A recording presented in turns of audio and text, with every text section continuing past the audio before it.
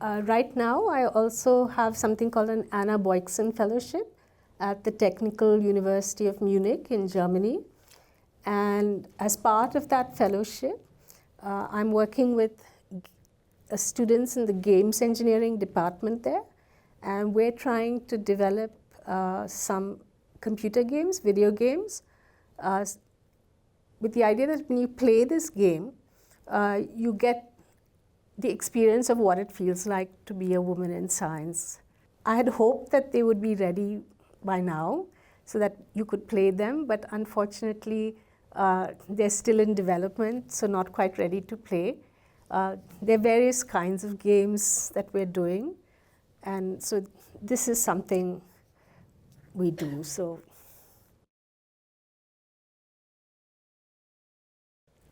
As I said, one thing is to try and build support networks for women. I also think, first of all, people becoming aware that they have this bias is something that would help, because I think, first of all, both men and women have this bias, and they're not even aware that they have it. So if somebody can point it out to them, then it would maybe help. But it's not easy. Like, I was once on a committee, a selection committee, where a woman who was way more qualified than the man didn't get the job because people said things like, I don't think she's driven, I don't think she's original. Now, these are things which is very hard to quantify, right? Because these are very subjective assessments.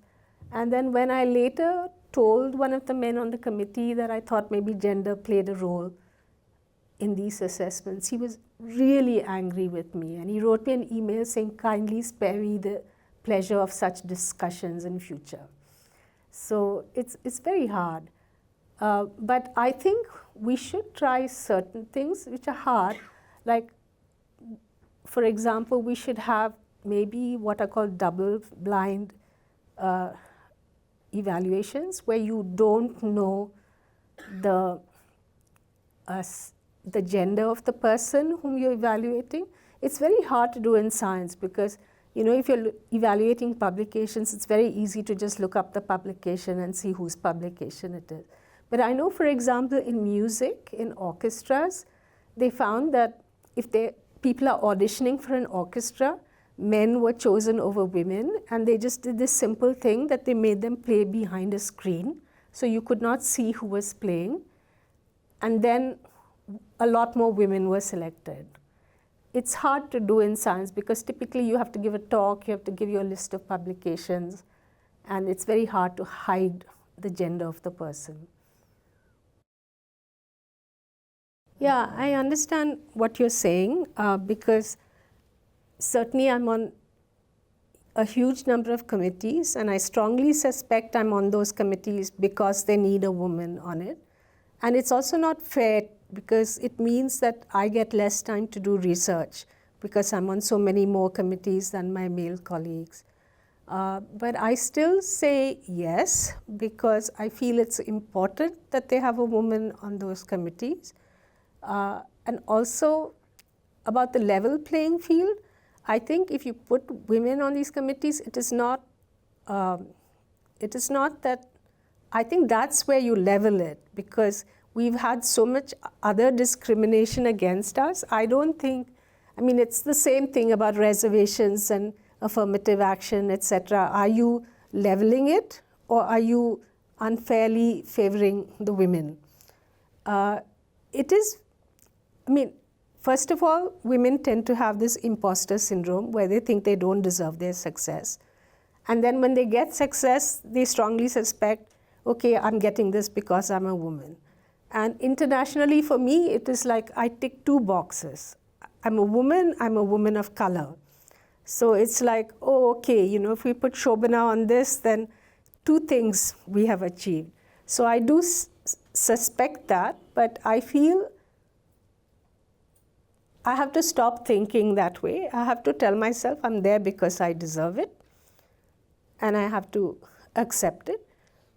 But I do think, sometimes it does put a burden on me, not because I feel I'm a token, but because I feel I'm stretched too much because I'm put on too many committees.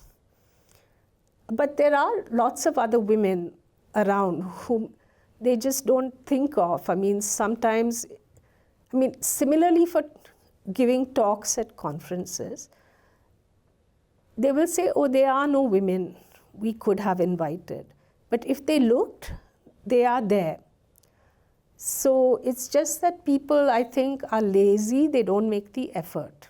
For example, I'm on the committee of an international series of conferences, which every year 3 people organize. And one year, all 3 of us were women. And the way it works is you give a list of names to a committee who then votes on who should speak. We just made sure there were lots of women on that list of names. And then when they voted, a huge number of women got selected. And it was just that nobody had made the effort to give them women before. And if you ask why, it was things like they were removing the women for reasons like they said, oh, she has young children, she probably won't come. Oh, I don't think she'll come, she never comes to conferences. But when we finally selected them, they came. So, I do understand what you're saying, but I think we have to stop thinking that way, is my feeling. I think it's multiple reasons. One is women are dropping out because they have family responsibilities, which, I've heard women say things like, well, somebody has to sacrifice for the sake of my family, and my husband or partner won't do it, so I have to do it. Some of it is women lack self-confidence compared to men, I feel. So they don't apply for the jobs. They apply if they see that it is only for women. They feel that they cannot compete, I believe. Like, I've been told that. I haven't seen it myself, but for example, Indian Institute of Science recently had a call for faculty applications only for women. And they got a huge number of applications from women. And I'm told that many of those women did not apply when it was an open call. And it is a self-evaluation that they feel that they weren't good enough. And I have mixed feelings also about things like this open call, because I think this way they do get good women faculty, but then those women are forever branded as being hired through the women call, and they're not given the respect they deserve because people say, oh, you only got in because of the women's quota.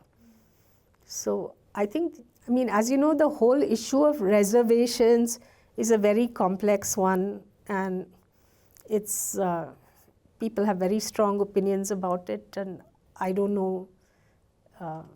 It's not easy, but I still think it should be there.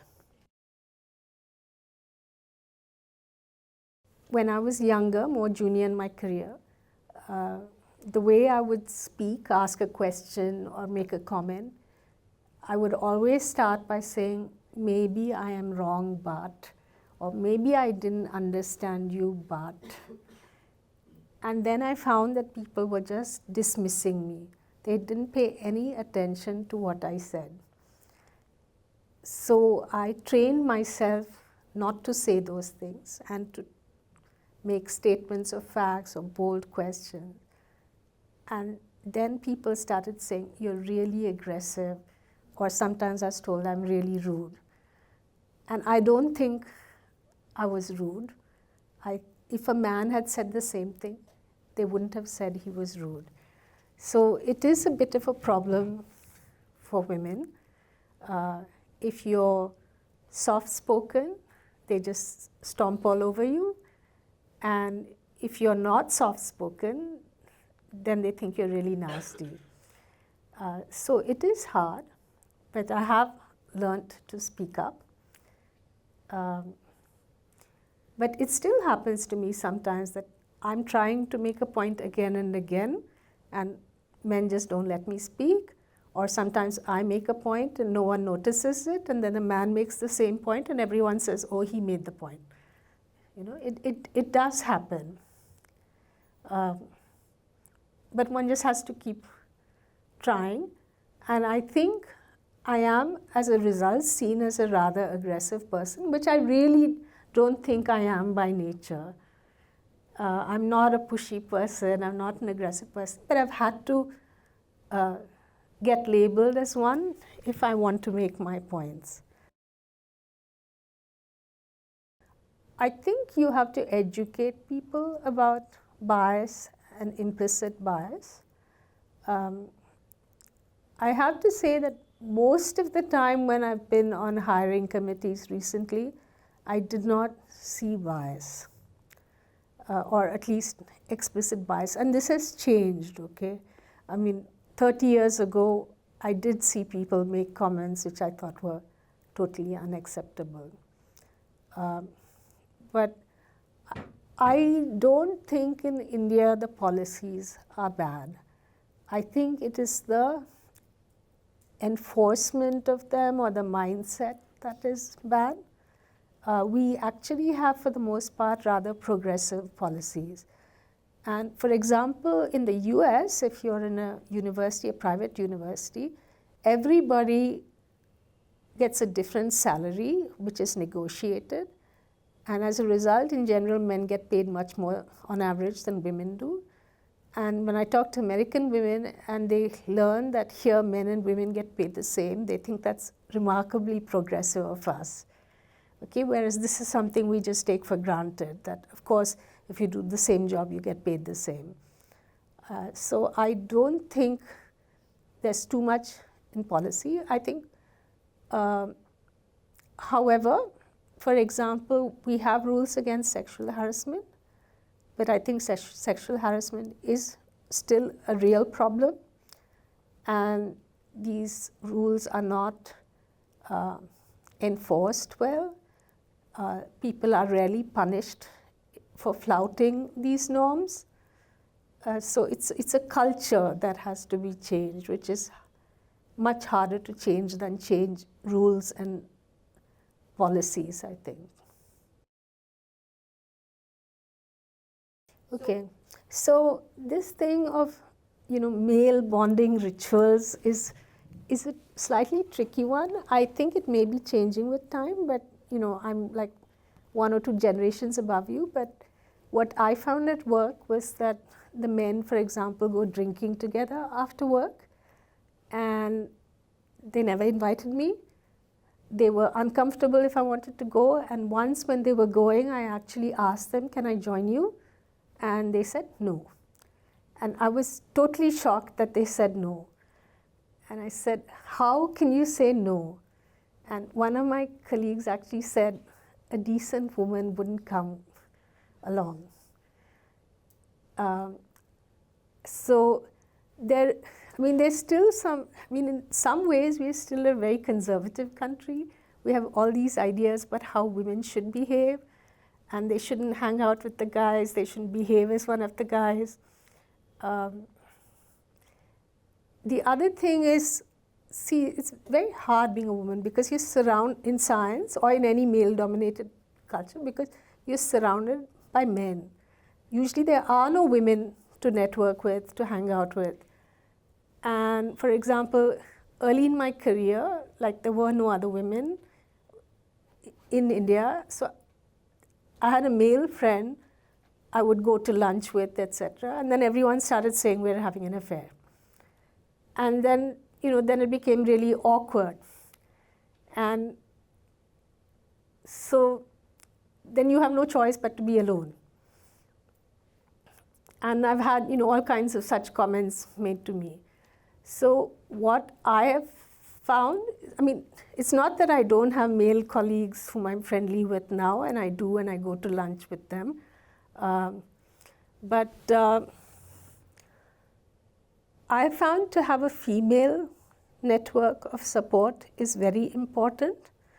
And the advantage nowadays is that your female network need not be where you work. It can be in different institutions in the same city or different networks internationally, because you can do a WhatsApp call, you can do a Zoom call, whatever. So I have I have a very tight female network of support, whom really we all prop each other up. We also sometimes nominate each other for awards or fellowships, etc. The awards and fellowships that I've got, I would say some have been nominated by women, some have been nominated by men.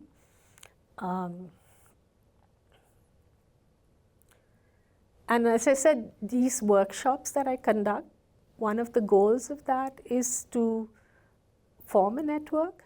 And one of the things women have told me a lot after attending one of these workshops is that they realize they are not alone.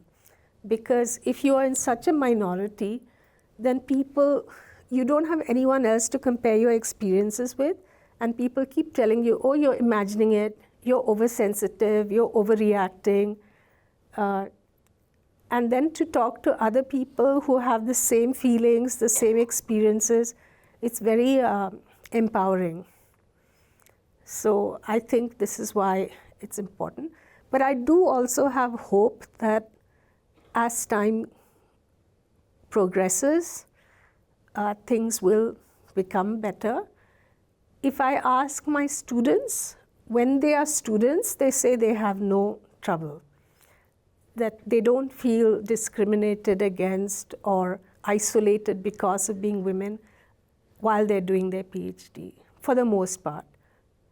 But also, of course, they're my students, so hopefully that helps. But some students do have a hard time.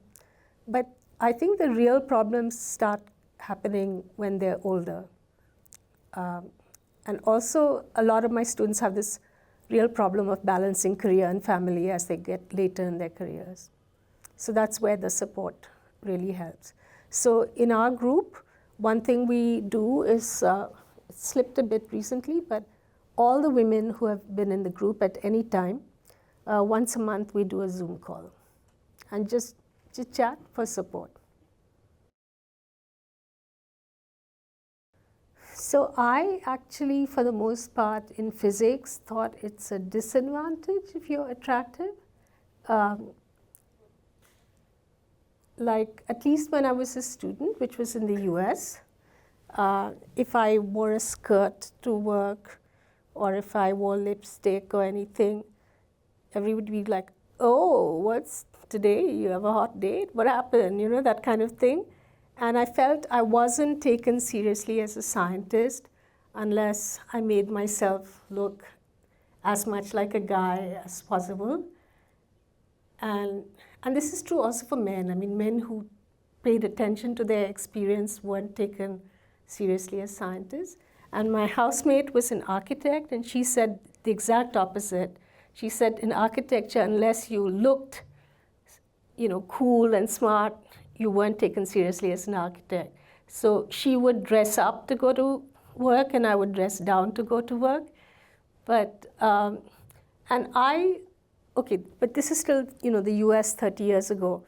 But I saw that some of the women professors who dressed very nicely, wore makeup, wore heels, people would be very dismissive of them.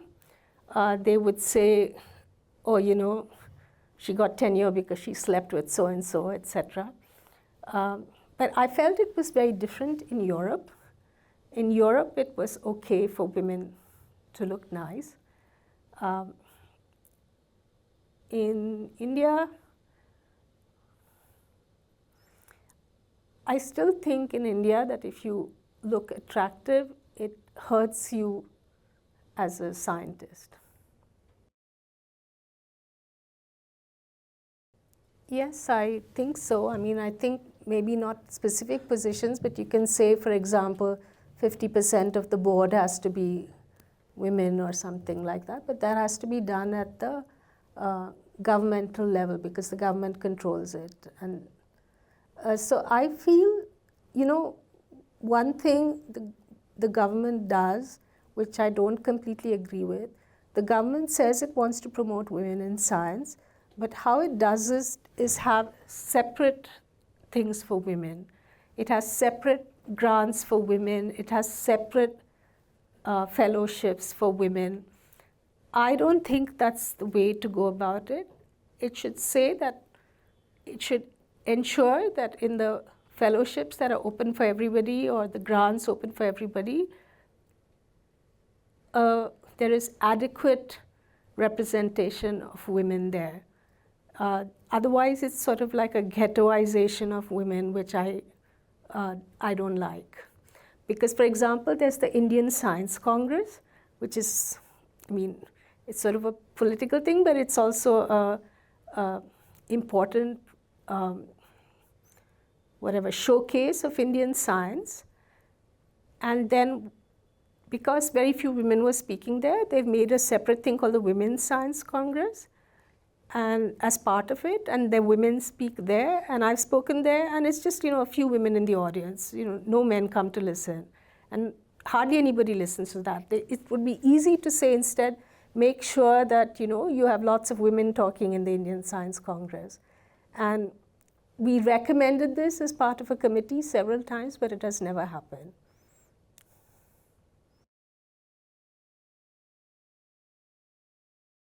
Okay, so what motivates me is, I think the main thing that motivates me is love of science. I really like what I do. I think being a scientist is a great job. I feel very privileged that I am paid to do something I really enjoy doing. I like the intellectual challenge of it. The obstacles I faced were two kinds. One is sort of sometimes the hostile or chilly climate that I was surrounded by, but a lot of it was self-doubt and lack of self-confidence. I mean, people who look at me think I seem very confident, but I'm not. I mean, constantly plagued by self-doubt, fear that I'm not good enough.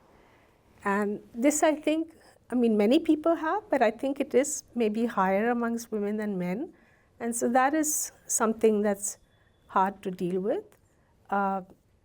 What motivates me also to do these things, these extra activities for women in science, is I really get mad when I see injustice and unfairness.